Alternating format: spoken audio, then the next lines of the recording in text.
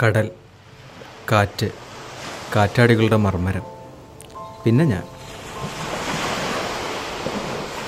ഒരു പൈങ്കിളി 80 റൊമാൻസ് പ്രതീക്ഷിക്കരുത്. പിന്നെന്ത് ക്രാപ്പാണെന്നായിരിക്കും. വീട്ടിൽ പൊരുന്നിരുന്നാൽ ലോകപരിചയം ഉണ്ടാവില്ല എന്ന അച്ഛൻ്റെ സ്റ്റേറ്റ്മെൻറ്റിൻ്റെ തൊട്ടടുത്ത സെക്കൻഡിൽ ഞാനെടുത്ത തീരുമാനമാണ് ഒരു 2 ഡേ ട്രിപ്പ്. കൂടെ ചെങ്ങാതിയുണ്ട്, അവന് വേണ്ടിയുള്ള കാത്തുനിൽപ്പാണ്.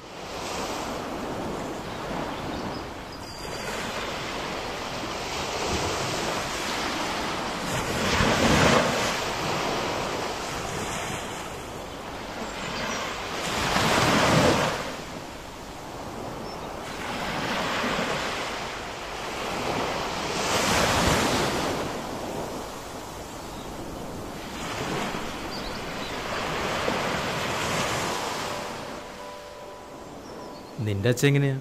ലോകപരിചയമൊക്കെ ഉള്ള കൂട്ടത്തിലാണോ? അറിയില്ല, പാപ്പത്തിനെ ഞാൻ കണ്ടിട്ടില്ല.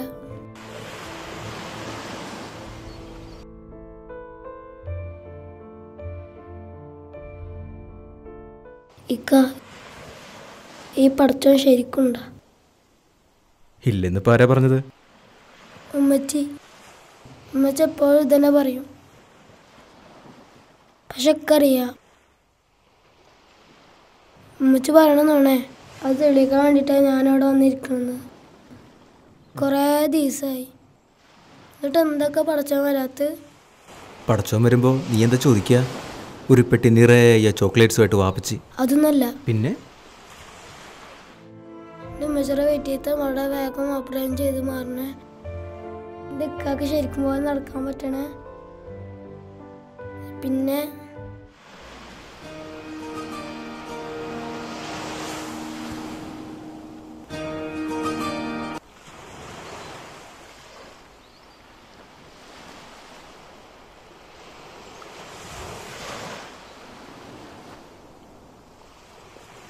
നീ വിഷമിക്കേണ്ട കേട്ടോ.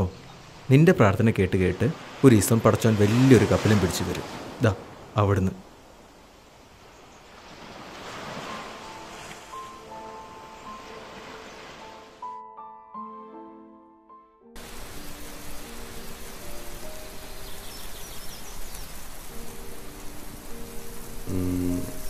പോസ്റ്റായോ? ഏയ്, ഞാനവിടെ വെറുതെ. ഓ, അതൊരു അയ്യോഭാവം. റൈബാന അവൻ പറഞ്ഞു അവൻ്റെ ഉമ്മയ്ക്കും കിക്കും എന്തോ.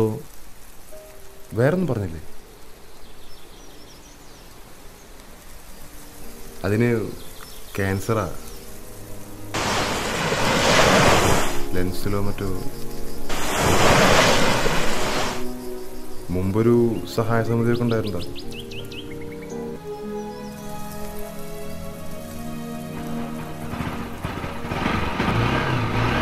എന്നാ പിന്നെ ടൈം കളയണ്ട, ഇറങ്ങിയാലോ?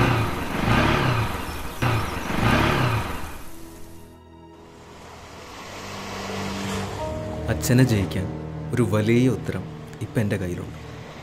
സ്വന്തം രോഗം ഔട്ട് ഓഫ് മൈൻഡിലാക്കി പ്രിയപ്പെട്ടവർക്ക് വേണ്ടി പടച്ചോനെ കാത്തിരിക്കുന്ന ഒരു 6 വയസ്സുകാരൻ.